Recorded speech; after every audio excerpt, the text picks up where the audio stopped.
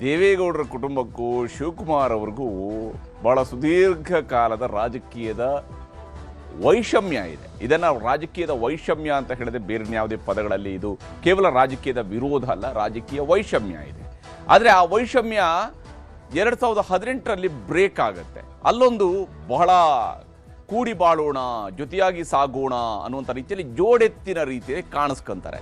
ಅದು ಕೇವಲ 14 ತಿಂಗಳಲ್ಲಿ ಮುಗಿದು ನಂತರ ಇನ್ನೊಂದು 2-3 ತಿಂಗಳು, 14 ತಿಂಗಳಲ್ಲಿ ಏಕಾಏಕಿ ಬಿಟ್ಟು ಹೋದ ತಕ್ಷಣವೇ ಎಲ್ಲವೂ ಕೂಡ ಮುರಿದು ಬಿತ್ತು ಅಂತೇಳಿ ಆಗಬಾರ್ದು, ಇನ್ನೊಂದು 3-4 ತಿಂಗಳು ಎಕ್ಸ್ಟೆಂಡ್ ಆಗುತ್ತೆ. ಅದಾದ ನಂತರ ನಡೆಯುವಂಥದ್ದೇ ಮತ್ತೊಂದು ಸುತ್ತಿನ 2.0 ರೀತಿಯಾದಂತಹ ಸಮರ. ಈಗ ಈ ಸಮರಕ್ಕೆ ನಿಖಿಲ್ ಅವರ ಎಂಟ್ರಿಯೂ ಕೂಡ ಆಗಿದೆ. ಅವರು ಕೂಡ DK ಶಿವಕುಮಾರ್ಗೆ ಸವಾಲೆಸೆದಿದ್ದಾರೆ. ದೇವೇಗೌಡರ ವಿರುದ್ಧದ ಹೋರಾಟ, ನಂತರ ಕುಮಾರಸ್ವಾಮಿ ಅವರ ಜೊತೆಗೆ ನಡೀತಾ ಇರುವಂತಹ ನಿರಂತರ ಸಮರ. ಈಗಲೂ ಕೂಡ ದೇವೇಗೌಡರ ಜೊತೆ ಕೂಡ ಸಮರ ಇದ್ದೇ ಇದೆ ಶಿವಕುಮಾರ್ ಅವರಿಗೆ. ಜೊತೆಗೆ ನಿಖಿಲ್ ಕೂಡ ಈಗ ಆ ಸಮರ ಭೂಮಿಗೆ ಇಳಿದಿದ್ದಾರೆ. ಯಾವ್ಯಾವ ಸ್ವರೂಪದಲ್ಲಿ ಇದು ನಡೀತಿದೆ ಅನ್ನೋದನ್ನು ನಿಮಗೆ ವಿವರಿಸ್ತಾ ಹೋಗ್ತೇನೆ.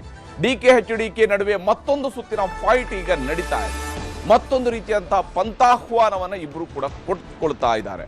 ಬಿಡದಿ ಟೌನ್ಶಿಪ್ ವಿಚಾರವಾಗಿ ಬಹಿರಂಗ ಚರ್ಚೆಗೆ ಬುಲಾವ್ ಕೊಟ್ಟಿದ್ದಾರೆ. ಬಹಿರಂಗ ಚರ್ಚೆಯನ್ನು ಮಾಡೋಣ ಅಂತ. ಹೋರಾಟ ವಿರೋಧಗಳ ನಡುವೆಯೇ 3 ದಿನಗಳಲ್ಲಿ ನೋಟಿಫಿಕೇಶನ್ ಅನ್ನು ಮಾಡ್ತೀವಿ ಅಂತ ಹೇಳಿ ಶಿವಕುಮಾರ್ ಅವರು ಹೇಳ್ತಾ ಇದ್ದಾರೆ. ಜಮೀನನ್ನ ಸ್ವಾಧೀನಪಡಿಸ್ಕೊಳ್ಳೋದಕ್ಕೆ ನಾವು ನೋಟಿಫಿಕೇಶನ್ ಮಾಡ್ತೀವಿ ಅಂತ. DK HDK ನಡುವೆ ನಡೀತಾ ಇರುವಂತಹ ಮತ್ತೊಂದು ಸುತ್ತಿನ ಪಂಥಾಹ್ವಾನ ಇದು. ಬಿಡದಿ ಟೌನ್ಶಿಪ್ ವಿಚಾರವಾಗಿ ಬಹಿರಂಗ ಚರ್ಚೆಗೆ ಬುಲಾವ್ ಕೊಟ್ಟು ಹೋರಾಟ ಹಾಗೂ ವಿರೋಧಗಳ ನಡುವೆ 3 ದಿವಸಗಳಲ್ಲಿ ನೋಟಿಫಿಕೇಶನ್ ಮಾಡ್ತೀವಿ, ಜಮೀನನ್ನ ಅಕ್ವೈರ್ ಮಾಡ್ಕೊಂತೀವಿ, ಆ ಮೂಲಕವಾಗಿ ರೈತರಿಗೆ ಒಳ್ಳೆ ಪರಿಹಾರವನ್ನು ಕೊಡ್ತೀವಿ. ಬೆಂಗಳೂರು ವಿಸ್ತರಿಸ್ತಾ ಇದೆ, ಗ್ರೇಟರ್ ಬೆಂಗಳೂರು ಆಗ್ತಾ ಇದೆ. ಗ್ರೇಟರ್ ಬೆಂಗಳೂರಿಗೆ ಸೇರುವಂತಹ ಪ್ರದೇಶಗಳಲ್ಲಿ ಅವರಿಗೆ ಪೂರಕವಾದಂತಹ ಅನುಕೂಲವನ್ನು ಮಾಡಿಕೊಡ್ತೀವಿ. ಇದು ಶಿವಕುಮಾರ್ ಅವರು ಕೊಡ್ತಾ ಇರುವಂತಹ ಭರವಸೆ. ಇದರ ನಡುವೆ ಸಂಪತ್ತಿಗೆ ಸವಾಲು ಕೂಡ ನಡೀತಾ ಇದೆ. ಕುಮಾರಸ್ವಾಮಿ ಹಾಗೂ DK ಶಿವಕುಮಾರ್ ಅವರ ನಡುವೆ ಜೊತೆಗೆ ನಿಖಿಲ್ ಕುಮಾರಸ್ವಾಮಿ ಕೂಡ ಸೇರ್ಕೊಂಡಿದ್ದಾರೆ. ಯುವ ನಾಯಕ, JDSನ ಯುವ ನಾಯಕ ಅವರು ಕೂಡ ಈ ಸಮರ ಭೂಮಿಗೆ ಎಂಟ್ರಿ ಕೊಟ್ಟಿದ್ದಾರೆ. ಇಲ್ಲಿ ಶುರುವಾಗಿರುವಂಥದ್ದು ಈಗ ನಡೀತಿರುವಂಥ ರಾಜಕೀಯ ಜಿದ್ದಾಜಿದ್ದಿಗೆ, ಇವರ ನಡುವಿನ ರಾಜಕೀಯದ ಜಿದ್ದಾಜಿದ್ದಿಗೆ ಹಲವಾರು ಕಾರಣಗಳನ್ನು ಕೊಡ್ತಾ ಬರಬಹುದು, ಏನೇನಿದಾವೆ ಅಂತೇಳಿ. ಆದರೆ ಈಗಿನ ಲೇಟೆಸ್ಟ್ ಯಾವುದು ಅಂತ ಹೇಳಿದ್ರೆ ಇದು ಟೌನ್ಶಿಪ್ ಫೈಟ್ ಏನೇನು ನಡೀತಿದೆ, ಯಾವ ಸ್ವರೂಪದಲ್ಲಿ ನಡೀತಿದೆ ಅಂತ ಗಮನಿಸಬೇಕು. ಯಾಕಂದರೆ ಇವರ ಶಿವಕುಮಾರ್ ಹಾಗೂ ಕುಮಾರಸ್ವಾಮಿಯವರ ನಡುವಿನ ರಾಜಕೀಯ ಜಿದ್ದಾಜಿದ್ದಿಯನ್ನು ಬಹಳ ಚೆನ್ನಾಗಿ ಕನಕಪುರದ ಜನ, ರಾಮನಗರದ ಜನ, ಬೆಂಗಳೂರು ದಕ್ಷಿಣ ಜಿಲ್ಲೆಯ ಜನ, ಕರ್ನಾಟಕದ ಜನ ನೋಡ್ತಾ ಬಂದಿದ್ದಾರೆ. ಈಗ ಇದರ ಮುಂದುವರೆದ ಭಾಗ ಇದು. ರಾಜಕೀಯ ಜಿದ್ದಾಜಿದ್ದಿಗೆ ವೇದಿಕೆಯಾಗಿದೆ ಬಿಡದಿ ಟೌನ್ಶಿಪ್ ವಿಚಾರದಲ್ಲಿ ರಾಜಕೀಯದ ಜಿದ್ದಾಜಿದ್ದಿ ನಡೀತಾ ಇದೆ. ಒಂದು ಕಡೆಯಲ್ಲಿ ರೈತರ ಹೋರಾಟಕ್ಕೆ ಕುಮಾರಸ್ವಾಮಿ ಅವರು ಬೆಂಬಲವನ್ನು ನೀಡ್ತಾ ಇದ್ದಾರೆ. ಮತ್ತೊಂದು ಕಡೆಯಲ್ಲಿ ಶಿವಕುಮಾರ್ ಅವರು ಸರ್ಕಾರದ ಮಟ್ಟದಿಂದ 18,000 ಕೋಟಿ ರೂಪಾಯಿಗಳ ಯೋಜನೆಗೆ ಒಪ್ಪಿಗೆಯನ್ನು ಪಡ್ಕೊಂಡು ಬಂದಿದ್ದಾರೆ. 2006ರಲ್ಲಿ ಬಿಡದಿಯ ಸ್ಮಾರ್ಟ್ ಸಿಟಿಯನ್ನ ಮಾಡಬೇಕು, ಬಿಡದಿಯಲ್ಲೊಂದು ಸ್ಮಾರ್ಟ್ ಸಿಟಿ ಮಾಡಬೇಕು ಅನ್ನೋಂತಹ ಪ್ಲಾನ್ ಕುಮಾರಸ್ವಾಮಿ ಅವರದ್ದಾಗಿತ್ತು. ಅವರು ಅವತ್ತು 2020 ಸರ್ಕಾರದ ಮುಖ್ಯಮಂತ್ರಿ.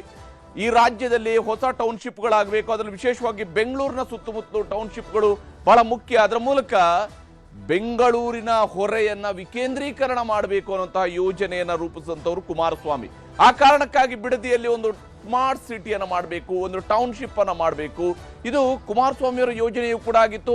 ಅವತ್ತೂ ಕೂಡ ಲ್ಯಾಂಡ್ ಅಕ್ವಿಷನ್ಗೆ ಸಂಬಂಧಪಟ್ಟಂತೆ ಪರ ವಿರುದ್ಧದ ಚರ್ಚೆಗಳು ನಡೆದಿದ್ವು. ರೈತರಿಂದ ವಿರೋಧವೂ ಕೂಡ ವ್ಯಕ್ತವಾಗಿದ್ದು ಆ ಸಂದರ್ಭದಲ್ಲಿ. ಇದಾದ ಮೇಲೆ 2014ರಲ್ಲಿ DK ಶಿವಕುಮಾರ್ ಅವರು ಸಿದ್ದರಾಮಯ್ಯನವರ ಸರ್ಕಾರದಲ್ಲಿ ಮಂತ್ರಿ ಆಗ್ತಾ ಇದ್ದಂತೆಯೇ ಬಿಡದಿ ಟೌನ್ಶಿಪ್ ಯೋಜನೆಯನ್ನು ತಗೊಂಡು ಬರ್ತಾರೆ. ಬಿಡದಿ ಟೌನ್ಶಿಪ್ ಅನ್ನ ಮಾಡಬೇಕು ಅನ್ನೋಂಥದ್ದು ಶಿವಕುಮಾರ್ ಅವರ ಯೋಜನೆ ಆಗುತ್ತೆ. ಆದರೆ ಯಾವಾಗ ಶಿವಕುಮಾರ್ ಅವರು ಈ ಬಿಡದಿ ಟೌನ್ಶಿಪ್ ಅನ್ನ ತರೋದಕ್ಕೆ ಮುಂದಾಗ್ತಾರೋ ಅವಾಗ ಮತ್ತೆ ರೈತರಿಂದ ವಿರೋಧಗಳು ವ್ಯಕ್ತವಾಗ್ತವೆ. ಇದರ ನಡುವೆ 2026ರಲ್ಲಿ ಅಂದ್ರೆ 25ರಲ್ಲೇ ಇವರು ಗ್ರೇಟರ್ ಬೆಂಗಳೂರನ್ನೇನು ಮಾಡಿದ್ರು, ಗ್ರೇಟರ್ ಬೆಂಗಳೂರು ಪ್ರಾಧಿಕಾರ ಮಾಡ್ತಾ ಇದ್ದಂತೆಯೇ 2026ರಲ್ಲಿ ಶಿವಕುಮಾರ್ ಅವರು ಗ್ರೇಟರ್ ಬೆಂಗಳೂರು ಇಂಟಿಗ್ರೇಟೆಡ್ ಟೌನ್ಶಿಪ್ ಅಂತ ಹೇಳಿ ಬಿಡದಿಯಲ್ಲಿ ರೂಪಿಸೋದಕ್ಕೆ ಬೇಕಾದಂತಹ ತಯಾರಿಯನ್ನ ಮತ್ತು ಕ್ಯಾಬಿನೆಟ್ ಅಪ್ರೂವಲ್ ಅನ್ನ ತೆಗೆದುಕೊಂಡಿದ್ದಾರೆ. ಈಗ ಸಂಪುಟದ ಒಪ್ಪಿಗೆಯನ್ನು ಪಡ್ಕೊಂಡಿದ್ದಾರೆ ಶಿವಕುಮಾರ್ ಅವರು. ಆ ಮೂಲಕ ಬಿಡದಿ ಸುತ್ತಮುತ್ತಲಿನ 7,400ರಿಂದ 9,000 ಎಕರೆ ಭೂಸ್ವಾಧೀನವನ್ನ ಮಾಡಿಕೊಳ್ಳಲಾಗುತ್ತೆ. ಅಲ್ಲಿಯ ಬೇರೆ ಬೇರೆ ಹಳ್ಳಿಗಳನ್ನ ಸರ್ಕಾರ ಸ್ವಾಧೀನಕ್ಕೆ ತೆಗೆದುಕೊಂಡು ಆ ಪ್ರದೇಶದಲ್ಲಿ ಟೌನ್ಶಿಪ್ ಮಾಡುವಂತ ಉದ್ದೇಶವನ್ನು ಹೊಂದಿದ್ದಾರೆ. 2006ರಲ್ಲಿ ಕುಮಾರಸ್ವಾಮಿ ಅವರು ಯೋಜನೆಯನ್ನ ರೂಪಿಸಿದ ದಿನದಿಂದಲೂ ಕೂಡ ಯಾವ ಪ್ರದೇಶವನ್ನ ಅವರು ಗುರುತಿಸಿದ್ರು, ಯಾವ ಭಾಗದಲ್ಲಿ ಈ ಟೌನ್ಶಿಪ್ ತರಬೇಕು ಅಂತ ಹೇಳಿ ಕುಮಾರಸ್ವಾಮಿ ಯೋಜಿಸಿದ್ರು, ಆ ಪ್ರದೇಶವನ್ನು ಅಂದಿನಿಂದಲೂ ಕೂಡ ರೆಡ್ ಝೋನ್ ಅಂತ ಹೇಳಿ ಪರಿಗಣನೆಯಲ್ಲಿ ಇಟ್ಟುಕೊಳ್ಳಲಾಗಿದೆ. ಇವತ್ತಲ್ಲ ನಾಳೆ ಈ ಸರ್ಕಾರ ಅಲ್ಲ, ಮುಂದಿನ ಸರ್ಕಾರ ಯಾರೇ ಆದ್ರೂ ಸರಿ, ಅವರು ಬಿಡದಿ ಭಾಗದಲ್ಲಿ ಒಂದು ಟೌನ್ಶಿಪ್ ಮಾಡಬೇಕು ಅನ್ನುವಂತಹ ಯೋಜನೆಯನ್ನ ರೂಪಿಸ್ತಾನೆ ಬಂದಿದ್ದಾರೆ, ಪ್ಲಾನಿಂಗ್ ಮಾಡ್ಕೊಂಡು ಬಂದಿದ್ದಾರೆ.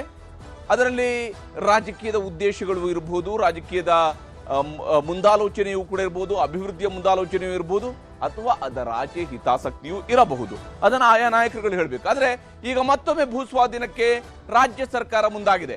ಕುಮಾರಸ್ವಾಮಿ ಅವರು ಭೂಸ್ವಾಧೀನಕ್ಕೆ ಮುಂದಾದಾಗ ಶಿವಕುಮಾರ್ ಅವರ ಕಡೆಯಿಂದ ವಿರೋಧ ವ್ಯಕ್ತವಾಗುತ್ತೆ. ಶಿವಕುಮಾರ್ ಅವರ ಅವಧಿಯಲ್ಲಿ ಭೂಸ್ವಾಧೀನಕ್ಕೆ ಮುಂದಾದಾಗ ಕುಮಾರಸ್ವಾಮಿ ಅವರ ಕಡೆಯಿಂದ ವಿರೋಧ ವ್ಯಕ್ತವಾಗುತ್ತೆ. ಈಗ DKಶಿ ಮಹತ್ವಾಕಾಂಕ್ಷೆ ಯೋಜನೆಗೆ JDS ಅಡ್ಡಗಾಲ ಹಾಕಿದೆ. JDS ಕೇಳ್ತಾ ಇದೆ, ನೀವು ರೈತರ ಜಮೀನನ್ನ ವಶಪಡಿಸಿಕೊಳ್ಳೋದಕ್ಕೆ ಹೊರಟಿರೋದು ಯಾಕೆ? ಯಾರ ಸಂಪತ್ತಿಗಾಗಿ? ಯಾವ ಸಂಪತ್ತಿಗಾಗಿ? ಯಾರಿಗೆ ಇಲ್ಲಿ ರಿಯಲ್ ಎಸ್ಟೇಟ್ ಮಾಡೋದಿಕ್ಕೆ? ಈ ಪ್ರಶ್ನೆಗಳು ಈಗ ಮುನ್ನೆಲೆಗೆ ಬಂದಿದ್ದಾವೆ. ರೈತರ ಪ್ರತಿಭಟನೆ ನಡೀತಾ ಇದೆ. ಹೋರಾಟದಲ್ಲಿ JDS ಕೂಡ ಪಾಲ್ಗೊಂಡಿತ್ತು. JDS ಇದಕ್ಕೆ ಭೂಮಿ ಪೂಜೆ ಮಾಡಿತ್ತು. ಈ ಟೌನ್ಶಿಪ್ಗೆ ಭೂಮಿ ಪೂಜೆ ಆಕ್ಚುಲಿ JDS ನವರೇ ಮಾಡಿದೆ. ಯಾಕಂದ್ರೆ ಅವರ ಸರ್ಕಾರದ ಅವಧಿಯಲ್ಲಿನೇ ಇಂಥದ್ದೊಂದು ಯೋಜನೆ ರೂಪುಗೊಳ್ಳುತ್ತೆ. ಅದರ ಬೀಜವನ್ನ ಬಿತ್ತುವಂಥದ್ದವರು.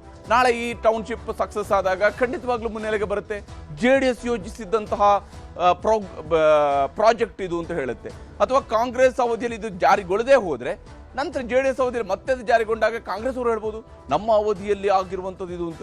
ಹೀಗೆ ಮೈತ್ರಿ ಪಕ್ಷ BJPಯು ಕೂಡ ಈಗ JDSನ ಹೋರಾಟಕ್ಕೆ ಸಹಕಾರ ಕೊಡ್ತಾ ಇದೆ.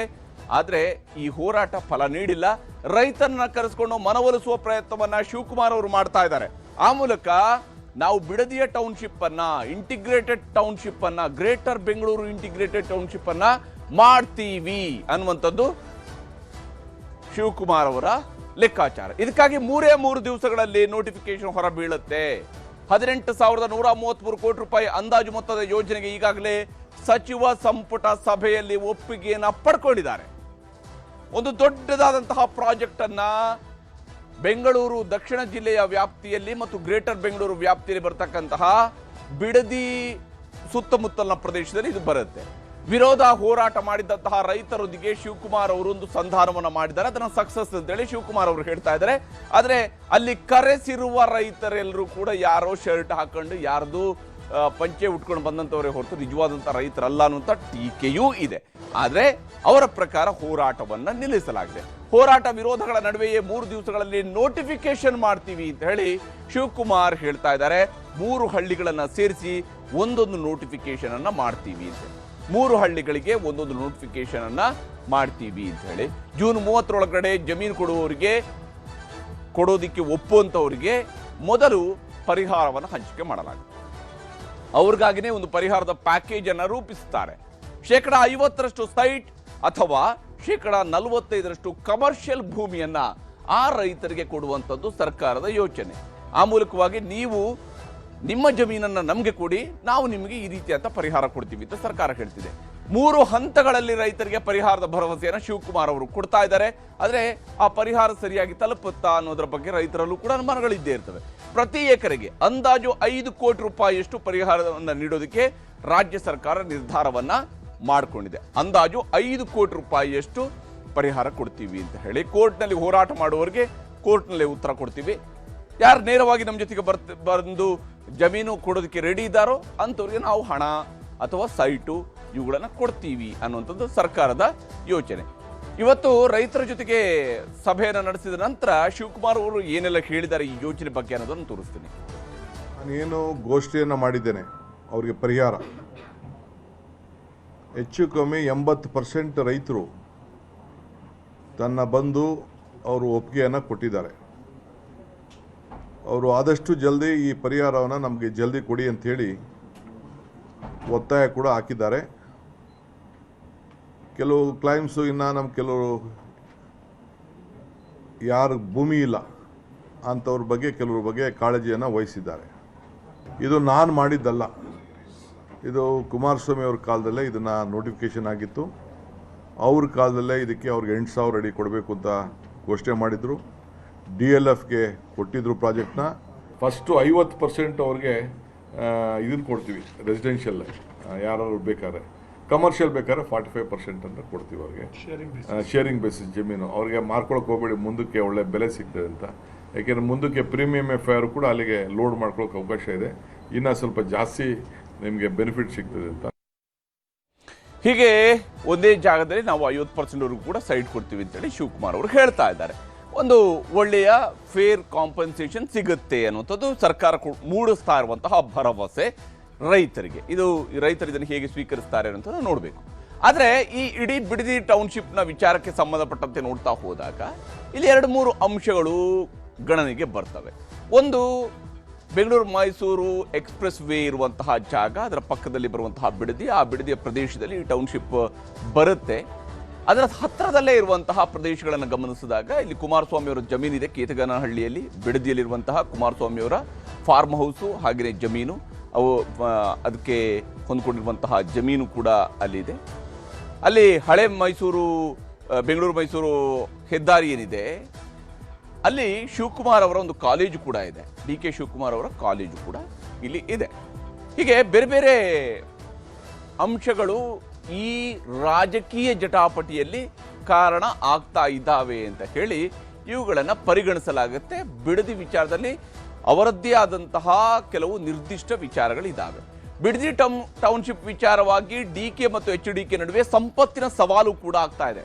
ಇಲ್ಲಿ ನೇರವಾಗಿ ಇದು ಕೇತಗಾನಹಳ್ಳಿಗೆ ಬರಲ್ಲ ಅಥವಾ ಶಿವಕುಮಾರ್ ಅವರ ಕಾಲೇಜು ಹೋಗಲ್ಲ ಅನ್ನುವಂಥದ್ದು ಕೂಡ ಗಮನಿಸಬೇಕು. ಬಿಡದಿ ಸುತ್ತಮುತ್ತಲು ಜಮೀನು ಹೊಂದಿರುವಂತಹ DK ಮತ್ತು HDK ಇವರಿಬ್ಬರು ಕೂಡ ಭೂಸ್ವಾಧೀನ ಪರಿಹಾರ ವಿಚಾರವಾಗಿ ಇಬ್ಬರ ನಡುವೆ ಕೂಡ ಜಗಳಗಳು ನಡೀತಾ ಇದ್ದಾವೆ, ಪರ ವಿರೋಧದ ಮಾತುಗಳು ಬರ್ತಾ ಇದ್ದಾವೆ. ಕುಮಾರಸ್ವಾಮಿ ಜಮೀನು ವಿವಾದವನ್ನ ಶಿವಕುಮಾರ್ ಅವರು ಕೆಣಕ್ತಾ ಇದ್ದಾರೆ. ಯಾಕಂದ್ರೆ ಕುಮಾರಸ್ವಾಮಿ ಅವರ ಜಮೀನು ಕೂಡ ವಿವಾದಕ್ಕೆ ಒಳಗಾಗಿದೆ, ಅದರ ಸುತ್ತಮುತ್ತಲ ಜಮೀನಿಗೆ ಸಂಬಂಧಪಟ್ಟಂತೆ ಕಾನೂನು ಹೋರಾಟಗಳು ನಡೀತಾ ಇದ್ದಾವೆ. ಶಿವಕುಮಾರ್ ಅವರ ವ್ಯಾಪಾರ ವ್ಯವಹಾರವನ್ನ ಕುಮಾರಸ್ವಾಮಿ ಅವರು ಕೂಡ ಕೆಣಕಿದ್ದಾರೆ. ಯಾಕಂದ್ರೆ ಅವರು ಕೂಡ ಹೊಡಿತಾ ಇರುವಂತಹ ಕಲ್ಲೇನು ಬಹಳ ಸೇಫ್ ಝೋನಲ್ಲೆಲ್ಲ ಗಾಜಿನ ಮನೆಯಲ್ಲಿ ಕುಳಿತೆ ಹೊಡಿತಾ ಇರುವಂತಹ ಕಲ್ಲಾಗಿದೆ. ಹೀಗಾಗಿ ಈ ಕಡೆಯಿಂದ ಆ ಗಾಜಿನ ಮನೆ ಕಡೆಗೂ ಕೂಡ ಕಲ್ಲೇಸಲಾಗ್ತಾ ಇದೆ. ಸಂಪತ್ತಿನ ಗಳಿಕೆ ಬಗ್ಗೆ ಬಹಿರಂಗ ಚರ್ಚೆಗೆ ನಾಯಕರ ಪಂಥಾಹ್ವಾನವೂ ಕೂಡ ನಡೀತಾ ಇದೆ. ಸಂಪತ್ತಿನ ಬಗ್ಗೆನೇ ಚರ್ಚೆ ಮಾಡ್ಕೊಳ್ಳೋಣ ಅಂತ ಹೇಳಿ ಪಂಥಾಹ್ವಾನವನ್ನು ಕೊಡ್ತಾ ಇದ್ದಾರೆ. ಇಬ್ಬರು ಕೂಡ ಒಂದು ಒಳ್ಳೆಯ ವೇದಿಕೆಯಲ್ಲಿ ಇಬ್ಬರು ಜೊತೆಯಾಗಿ ಸಾರ್ವಜನಿಕರ ಮುಂದೆನೇ ಇವುಗಳು ಚರ್ಚೆ ಆಗೋದು ಒಳ್ಳೆಯದು. ಆವಾಗ ಎಲ್ಲರೂ ಕೂಡ ನೋಡೋದಕ್ಕೂ ಸಾಧ್ಯ ಆಗುತ್ತೆ, ಎಲ್ರಿಗೂ ಕೂಡ ಭಾಗವಹಿಸೋದಕ್ಕೂ ಸಾಧ್ಯ ಆಗುತ್ತೆ, ಪ್ರಶ್ನೆಗಳನ್ನು ಕೇಳೋದಕ್ಕೂ ಅವಕಾಶ ಕೊಟ್ಬಿಡ್ಬೇಕು. ಆವಾಗ ಇಬ್ಬರ ಬಹಿರಂಗ ಚರ್ಚೆ ಹೇಗಿರುತ್ತೆ ಅಂತ ನಾವು ನೋಡ್ಬೋದು. ಸಾರ್ವಜನಿಕವಾಗಿ ಒಂದು ದೊಡ್ಡ ಯಾವ್ದಾದ್ರು ಒಂದು ಸ್ಟೇಡಿಯಂನಲ್ಲಿ ಎಲ್ಲಾದರೂ ಫಿಕ್ಸ್ ಮಾಡಿದರೆ ಭಾಳ ಸುಲಭ ಆಗುತ್ತೆ, ಇಬ್ಬರನ್ನು ಕೂಡ ಜನ ನೋಡೋದಕ್ಕೂ ಆಗುತ್ತೆ, ಅವರವರ ಅಭಿಪ್ರಾಯಗಳನ್ನು ಹೇಳೋದಕ್ಕೂ ಆಗುತ್ತೆ. ಇಲ್ಲಿ ಎಲ್ಲದರ ಚರ್ಚೆ ಆಗಲಿ ಅಂತೇಳಿ ಕುಮಾರಸ್ವಾಮಿಯವರು ಹೇಳಿರುವಂತಹ ಕುಮಾರಸ್ವಾಮಿಗೆ DK ಕೂಡ ಕೌಂಟರ್ ಕೊಟ್ಟಿದ್ದಾರೆ. ಆಯಿತು, ನೀವು ಕರೀರಿ, ನಾನು ಬರ್ತೀನಿ, ಜಾಗವೂ ನಿಮ್ಮದೇ, ಸಮಯನೂ ನಿಮ್ಮದೇ, ಟೈಮು ಮತ್ತು 3 ದಿನ ಮುಂಚಿತವಾಗಿ ನನಗೆ ಹೇಳಿ ಸಾಕು, ನಾನು ಬರ್ತೀನಿ. ಅಂದರೆ 3 ದಿವಸ ಮುಂಚಿತವಾಗಿ ನನಗೆ ಹೇಳಿ ಅಷ್ಟೇ ಅಂಥೇಳಿ ಶಿವಕುಮಾರ್ ಅವರು ಸವಾಲನ್ನು ಎಸೆದಿದ್ದಾರೆ. ಇಲ್ಲಿ ಮಾತಿನ ಸಮರ ದಳಪತಿಗಳು ಹಾಗೂ ಶಿವಕುಮಾರ್ ಅವರ ನಡುವೆ ಹೇಗೆ ನಡೀತಿದೆ ಅನ್ನೋದನ್ನು ತೋರಿಸ್ತೀನಿ. ಚರ್ಚೆ ಮಾಡೋಣ, ತಯಾರಾಗಿದ್ದೀನಿ ನಾನು ಚರ್ಚೆ ಮಾಡಲಿಕ್ಕೆ. ಕುಮಾರಸ್ವಾಮಿ ಜೊತೆ ಚರ್ಚೆ ಮಾಡೋದಿದ್ರೆ ಬನ್ನಿ, ಅದು ಏನು ಚರ್ಚೆ ಮಾಡಬೇಕು. ಅದೆಂತೂ ನಿಮ್ಮ ನ್ಯಾಷನಲ್ ಕಾಲೇಜು, ಆ ಕಾಲೇಜ್ ನಡೆ ಬರೋ ಗೊತ್ತು. ಅದು ಎಷ್ಟು ಜನಕ್ಕೆ ಟೋಪಿ ಹಾಕಿ ಇದನ್ನು ಸೃಷ್ಟಿ ಮಾಡಿ ದಾಖಲೆಗಳನ್ನ ಆ ಕಾಲೇಜ್ ಕಟ್ಟೋರ ಪಾಪ ನಿಲ್ತಿದೆ ಅಲ್ಲಿ. ನಾವೇನು ಆ ಕೆಲಸ ಮಾಡಿಲ್ಲ. ಆ ರೀತಿಯ ದೌರ್ಜನ್ಯ ಮಾಡಿ ಸರ್ಕಾರದ ಭೂಮಿನ ನಾವಿವತ್ತು ಅದೇನೋ 4 ಎಕರೆ ನಡೀತಾ ಇದೆಯಲ್ಲ ನಮ್ಮದು, ಇನ್ನೂ ಅದು 40 ವರ್ಷದಿಂದ ತಗೊಂಡಿರ್ತಕ್ಕಂಥದ್ದು. ಆ ರೀತಿ ನಾವೆಂದೂ ಮಾಡಿಲ್ಲ. ಪಾಪ ಪಂಥೀಯ ಆಹ್ವಾನಕ್ಕೇನೋ ಕರೆದಿದ್ದಾರಂತೆ, ಪಂಥಾಹ್ವಾನ ಚರ್ಚೆ ಕರೆದವ್ರಂತೆ. ನಾನು ಅವ್ರ ಟೈಮ್ಗೆ ನಾನು ರೆಡಿ ಇದ್ದೀನಿ. 3 ದಿನ ಟೈಮ್ ಸಾಕು ನನಗೆ. ನಾನು ನಮ್ಮ ರೈತರಿಗೆಲ್ಲ ಹೇಳಿದೆ, ಅಣ್ಣ ನೀವು ಬೇಡ ಅಣ್ಣ, ನಾವು ಬರ್ತೀವಿ, ನಾವೇ ಸ್ವೀಕಾರ ಮಾಡ್ತೀವಿ, ನಾವೇ ಅವ್ರಿಗೆ ಉತ್ತರ ಕೊಡ್ತೀವಿ ಅಂತ ಪಾಪ ರೈತರೆಲ್ಲ ಹೇಳ್ತಾಯಿದ್ರು. ನನಗೆ ಆ ರೈತನ ಬಿಡೋಕ್ಕೆ ಇಷ್ಟ ಇಲ್ಲ. ಇರಲಿ, ಪಾಪ ಅವ್ರು ಕರೆದಾಗ ನಾವು ಹೋಗ್ಬೇಕು. ಫಸ್ಟು ಕುಮಾರಣ್ಣಂಗೆ ನಾನು ರಿಕ್ವೆಸ್ಟ್ ಮಾಡಿದಷ್ಟೇ, ಪಂಥ ಅಣ್ಣ ನೀನು ಯಾವತ್ತು ಟೈಮ್ ಹೇಳ್ತೀಯ ಅಣ್ಣ, ನಾನು ಬರ್ತೀನಿ. ಜಾಗನೂ ಅವರೇ ಫಿಕ್ಸ್ ಮಾಡಲಿ, ಟೈಮು ಫಿಕ್ಸ್ ಮಾಡಲಿ, ಬಟ್ 3 ದಿನ ಟೈಮ್ ಕೊಡಬೇಕಷ್ಟೇ. ಯಾಕೆ ನನಗೆ ಏನಾರ ಬೇರೆ ಬೇರೆ ಕಾರ್ಯಕ್ರಮ ಇದೆಯಲ್ಲ, ಒಂದ್ಸತಿ ನೀವು ಮೊದಲು ಹೇಳಿದ್ರು ಸುಮಾರು 2,000 ಎಕರೆ ಭೂಮಿ ಸರ್ಕಾರಿ ಭೂಮಿ ಇದೆ ಅಂತ ಹೇಳಿ. ಅದು 760 ಎಕರೆಗೆ ಹೇಗೆ ರಿಡ್ಯೂಸ್ ಆಯ್ತದು? ಭೂಮಿ ಎಲ್ಲೋಯ್ತು? 2,000 ಎಕರೆ ಸರ್ಕಾರಿ ಭೂಮಿ 700 ಚಿಲ್ಲರೆ ಎಕರೆಗೆ ಯಾತಿ ಕಡಿಮೆ ಆಯ್ತು? ಅದು ಯಾವ ರೀತಿ ಆ ಭೂಮಿನ ಇವತ್ತಿನ ದಿನ ಅದೇ ಹೆದರ್ಕೊಂಡು ಹೊಡೋಯ್ತಾ ಇಲ್ಲ ಆದ್ರು ಶಿವಕುಮಾರ್ ಬದ್ದವ್ರೆ ಅಂತ ಹೇಳಿ ಎಲ್ಲಿ ಕಳಿಸಿದ್ರಿ ಆ ಭೂಮಿಯ ಮಾಹಿತಿಗಳನ್ನ, ದಾಖಲೆಗಳು ಯಾರ ಪರವಾಗಿ ಹೋಯ್ತು, ಚರ್ಚೆ ಮಾಡೋಣಂತೆ. ಈಗ ನಾನು I am ready to accept whatever is there. ಪಾಪ ಅವ್ರು ಯಾವ ಕರೀತಾರ ಗೌರವದಿಂದ, ನಾನು ಬಹಳ ನಮ್ರತೆಯಿಂದ, ಈಗ ಎಷ್ಟು ಗೌರವದಿಂದ ಅವ್ರ ಅಣ್ಣ ಅವ್ರಿಗೆ ಏನ್ ಗೌರವ ಕೊಡ್ಬೇಕು, ಒಂದು ಚೂರು ಅಶಬ್ದವಾದಂತ ಪದವನ್ನ ಉಪಯೋಗಿಸಿ, ಅಸಂಬಂಧವಾದಂತ ಪದವನ್ನ ಉಪಯೋಗಿಸಿ ನಾನು ಮಾತಾಡ್ತೀನಿ. ಇವ್ರು ಬೇರೆ ಬತ್ತೀನಿ ಅಂತ ಹೇಳ್ತಾರೆ, ಬೇಡ ನಾನು ಹಬ್ಬ ಸಾಕು ಅಂತ. ನಾವು ಲೋಕಲ್ ಅವರಲ್ವಾ, ನಾನು ಲೋಕಲ್ MLA ಅಲ್ವಾ. ಇವ್ರು ಹೇಳ್ತಾರೆ ಆಯ್ತು ಬೇಕಾದ್ರೆ ಪಾಪ ಏನ್ ತೊಂದ್ರೆ, ಅವ್ರದ್ದು ಬೇಕಾರೆಲ್ಲ ದಂಡು ದಿವಾಳಿ ಎಲ್ಲ ಕರೆದು ಬರ್ಲಿ, ಏನ್ ತೊಂದ್ರೆ ಆಯ್ತು. That is been fixed match. ನೀವ್ ಯಾವ ಟೈಮ್ ಕೇಳ್ತಾರೋ ಬೇಕಾದ್ರೆ ನೀವು ಫಿಕ್ಸ್ ಮಾಡ್ಕೊಳ್ಳಿ. ಅದಕ್ಕೆ ಆಯ್ತು, ಬರ್ಲಿ, ಕುತ್ಕೊಂಡ್ ಚರ್ಚೆ ಮಾಡ್ಲಿ. ಅವ್ರದ್ದೇನಿದೆ ನಮ್ದೇನಿದೆ ಬಹಿರಂಗವಾಗಿ ಕುತ್ಕೊಂಡ್ ಚರ್ಚೆ ಮಾಡೋಣ. ಅವ್ರು ಹೇಳ್ದಂಗ ಅವ್ರು ಏನ್ ಆಹ್ವಾನ ಕೊಟ್ಟಿದ್ದಾರೆ ಅದಕ್ಕೆ ದೇವೇಗೌಡರ ಕುಟುಂಬ ಸಿದ್ಧ ಇದೆ. ನಾವೇನ್ ಕಳ್ತಪ್ಸ್ಕೊಂಡು ಓಡೋಗೋದಿಲ್ಲ. ಬರ್ಲಿ, ಕೂತ್ ಚರ್ಚೆ ಮಾಡುವ. ಅದಕ್ಕೇನು ಸಾರ್ವಜನಿಕವಾಗೇ ಚರ್ಚೆ ಮಾಡೋಣ ಕೂತ್ಕೊಂಡು. ಏನು ಯಾವ್ದೋ 4 ಗೋಡೆ ಮಧ್ಯೆ ಚರ್ಚೆ ಮಾಡ್ತಕ್ಕಂಥದ್ದೇನಿಲ್ಲ. ನೋಡಪ್ಪ, ಆ ಹುಡುಗನ್ ನಾನು ಉತ್ತರ ಕೊಡಕ್ ನಂಗೆ ಇಷ್ಟ ಇಲ್ಲ. ನಮ್ ಬೇರೆ ಲೋಕಲ್ ಲೀಡರ್ಸ್ ಇದ್ದಾರೆ, ಉತ್ತರ ಕೊಡ್ತಿದ್ದಾರೆ. ಅವ್ರ ಲೋಕಲ್ ಲೀಡರ್ಗಳಿದ್ದಾರೆ, ನಟರಾಜ ಕೊಡಪ್ಪ. ನನಗೆ ಅವ್ರ ಸ್ಟೇಟಸ್ಸೇ ಗೊತ್ತಿಲ್ಲ ನನಗೆ ಇನ್ನ. ಏನೋ ಪಕ್ಷದ ಅಧ್ಯಕ್ಷರು ಮಾಡಿದ್ಮೇಲೆ ಬೇಕಾದ್ರೆ ಅವ್ರು ಹಿಂದೆ ನರೇಂದ್ರ ಮೋದಿಗೂ ಹಂಗೆ ಕೇಳಿದ್ರು. ಹಾ, ಈಗ ದೇವೇಗೌಡ ಹೇಳಿಲ್ವೇ, ಏನೋ ನಿಮ್ ಬಿಜೆಪಿ ಗೌರ್ಮೆಂಟ್ ಬಂದ್ಬಿಟ್ರೆ ನಾನು ದೇಶ ಬಿಟ್ಟು ಹೊಂಟೋಗ್ತೀನಿ ಅಂತ. ಇವ್ರು ನರೇಂದ್ರ ಮೋದಿ ಹೇಳಿದ್ರು ಬೇಡ ಬೇಡ ನಮ್ಮನೇಲೆ ಜಾಗ ಕೊಡ್ತೀನಿ ಬನ್ನಿ ಅಂತ ಕರೆದಿದ್ರು. ಇಲ್ಲಿ ಅವ್ರದ್ದೆಲ್ಲ ನಾವು ಸೀರಿಯಸ್ ಆಗಿ ತಗೊಳಕ್ ಆಗಲ್ಲ. ಟೈಮ್ಗೆ ಹೆಂಗ್ ಬೇಕು. ಈಗ ರಾಜ್ಯಸಭಾ ಬೇರೆ ಆಗ್ಬೇಕಲ್ಲಪ್ಪ, ಮಾತಾಡೋದು. ಈ ದುರಾಂಕಾರದ ಮಾತು, ದರ್ಪದ ಮಾತುಗಳು ಬಹಳ ದಿನ ನಡೆಯೋದಿಲ್ಲ. ಮಿಸ್ಟರ್ DK ಶಿವಕುಮಾರ್ ಸಾಹೇಬ ಅರ್ಥ ಮಾಡ್ಕೊಳ್ಬೇಕು. ನನ್ ಸ್ಟೇಟಸ್ ಬಗ್ಗೆ ಪ್ರಶ್ನೆ ಮಾಡ್ತಕ್ಕಂಥದ್ದು ಬೇಡ. ಅಧಿಕಾರ ಯಾವನಿಗೂ ಶಾಶ್ವತ ಅಲ್ಲ. 28ಕ್ಕೆ ಮಾಜಿ ಆಗ್ತಾರೆ ಮಿಸ್ಟರ್ DK ಶಿವಕುಮಾರ್, ತಲೆಯಲ್ಲಿ ಅರಿವಿರ್ಲಿ. ಈಗ 28ಕ್ಕೆ ಮಾಜಿ ಆಗ್ತಾರೆ ಸಾಹೇಬಾ ಅನ್ನುವಂತಹ ಮಾತುಗಳನ್ನ ನಿಖಿಲ್ ಅವರು ಕೂಡ ಹೇಳಿದ್ದಾರೆ. ಖಾರವಾದಂತಹ ಮಾತುಗಳನ್ನ ಆಡಿದ್ದಾರೆ. ಇದರ ನಡುವೆ ಅಶೋಕ್ ಅವರು ಕೂಡ ಸರ್ಕಾರದ ನಡೆಯನ್ನ ಟೀಕಿಸ್ತಾ ಇದ್ದಾರೆ, ಪ್ರಶ್ನಿಸ್ತಾ ಇದ್ದಾರೆ. ರೈತರಿಗೆ ಬಗೆದಂತ ದ್ರೋಹ ಇದು. ನೀವು ಅಕ್ವಿಜೇಷನ್ ಮಾಡಿದ್ರೆ ರೈತರ ಸಮಾಧಿ ಮೇಲೆ ನೀವು ಅಕ್ವಿಜೇಷನ್ ಮಾಡ್ತಾ ಇದ್ದೀರಾ. ಈ ಸರ್ಕಾರ ಬಿಡದಿ ಬೆಲೆ ಬಾಳುವಂಥ ಜಮೀನಲ್ಲಿರುವಂಥದ್ದು ಜಮೀನನ್ನು ಅಕ್ವೈರ್ ಮಾಡಿ ರೈತರನ್ನು ಬೀದಿಗೆ ತರ್ತಾ ಇದ್ದೀರಾ. ಇವತ್ತು ಸಭೆ ಮಾಡಿದ್ದೀರಾ, ಯಾರೋ ನಿಮ್ಗೆ ಬೇಕಾದವ್ರು 4 ಜನನ ಬಟ್ಟೆ ಹಾಕ್ಬಿಟ್ಟು ಕರ್ಕೊಂಬಂದಿದ್ದೀರಾ. ಆದರೆ ನಿಜವಾದ ರೈತರು, ನಾನು 2 ಬಾರಿ ಅವ್ರಿಗೆ ಹೋಗಿ ಬೆಂಬಲ ಮಾಡಿದ್ದೀನಿ. ಆ ಧರಣಿಯಲ್ಲಿ ನಾನು ಕೂಡ ಭಾಗವಹಿಸಿದ್ದೀನಿ. ಅಲ್ಲಿರುವಂಥ ರೈತರು ಈ ಜಮೀನನ್ನು ಕೊಡಲ್ಲ ಅನ್ನೋ ಮಾತನ್ನು ಹೇಳಿದ್ದಾರೆ. ಅಲ್ಲಿ 3,000 ಎಕರೆ ಗೌರ್ಮೆಂಟ್ ಲ್ಯಾಂಡ್ ಇದೆ, ಅದು OC ಆಗಿ ಸಿಗುತ್ತೆ. ಆ ದುಡ್ಡನ್ನು ಹೊಡಿಬೇಕು. ಹೆಂಗೋ ಸರ್ಕಾರ ಪಾಪರ ಹೊಟ್ಟಿದೆ, ಹಣ ಬೇಕು ಅವ್ರಿಗೆ. ಇದರಲ್ಲಿ ಟೆಂಡರ್ ಕರೆದ್ರೆ ಒಂದು 23,000 ಕೋಟಿ ಟೆಂಡರ್ ಕರಿಬೇಕಾಗುತ್ತೆ. ಅಷ್ಟಕ್ಕೆ 60% ಕಮಿಷನ್ ಬರ್ತದೆ. ಕಮಿಷನ್ ಆಸೆಗೋಸ್ಕರ ಕರೀತಾ ಇರೋವಂಥ ಅಕ್ವಿಜೇಷನ್ ಇದು.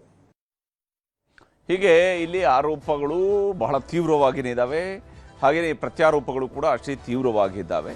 ಅಶೋಕ್ ಅವರು ಮೊನ್ನೆ ಹೇಳ್ತಾ ಇದ್ರು, ಬೆಂಗಳೂರಿನನ್ನು ವಿಸ್ತರಿಸಬೇಕಾಗತ್ತೆ ಅಥವಾ ಬೆಂಗಳೂರಲ್ಲಿ ಹೊಸ ಟೌನ್ಶಿಪ್ಗಳಾಗುವಂಥದ್ದಕ್ಕೆ ಇವುಗಳಿಗೆಲ್ಲ ಸಹಕಾರ ಕೊಡಬೇಕು ಅಂತೇಳಿ ಶಾಸನಸಭೆಯಲ್ಲಿ ಮಾತನಾಡಿದಂಥದ್ದು ಕೂಡ ಇತ್ತು. ಆದರೆ ಈಗ ಇಲ್ಲಿ ಇದು ಏನು ಕಮಿಷನ್ ಆಸೆಗಾಗಿನ ಹುನ್ನಾರ ಅನ್ನುವಂತಹ ಆರೋಪವನ್ನು ಕೂಡ ಮಾಡಿದ್ದಾರೆ. ನಿಜಕ್ಕೂ ಸರ್ಕಾರ ಇದು ಕಮಿಷನ್ ಆಸೆಗಾಗಿ ಮಾಡ್ತಾ ಇರುವಂತಹ ಹುನ್ನಾರವೇ ಆಗಿದ್ದರೆ, ಪ್ರತಿಪಕ್ಷ ನಾಯಕರು ಮಾಡಿರುವ ಗಂಭೀರ ಆರೋಪ ಇರೋದ್ರಿಂದಾಗಿ ಸರ್ಕಾರವೂ ಕೂಡ ಪಾರದರ್ಶಕವಾಗಿ ಈ ವಿಚಾರದಲ್ಲಿ ನಡ್ಕೊಳ್ಬೇಕಾಗತ್ತೆ. ನಿಜಕ್ಕೂ ಈ ಯೋಜನೆಯಲ್ಲಿ 60% ಕಮಿಷನ್ ಇದೆ ಅನ್ನುವಂಥ ಪ್ರತಿಪಕ್ಷ ನಾಯಕರುಗಳು, ಕರ್ನಾಟಕ ವಿಧಾನಸಭೆಯ ಪ್ರತಿಪಕ್ಷ ನಾಯಕರು ಮಾಡ್ತಾ ಇರುವಂಥ ಆರೋಪ ಆಗಿರೋದಕ್ಕೆ ಬಹಳ ಗಂಭೀರವಾಗಿ ಇದನ್ನು ಪರಿಗಣಿಸಬೇಕಾಗತ್ತೆ ಮತ್ತು ಸರ್ಕಾರವು ಕೂಡ ಈ ವಿಚಾರದಲ್ಲಿ ಪಾರದರ್ಶಕವಾಗಿ ವರ್ತಿಸಬೇಕಾಗತ್ತೆ.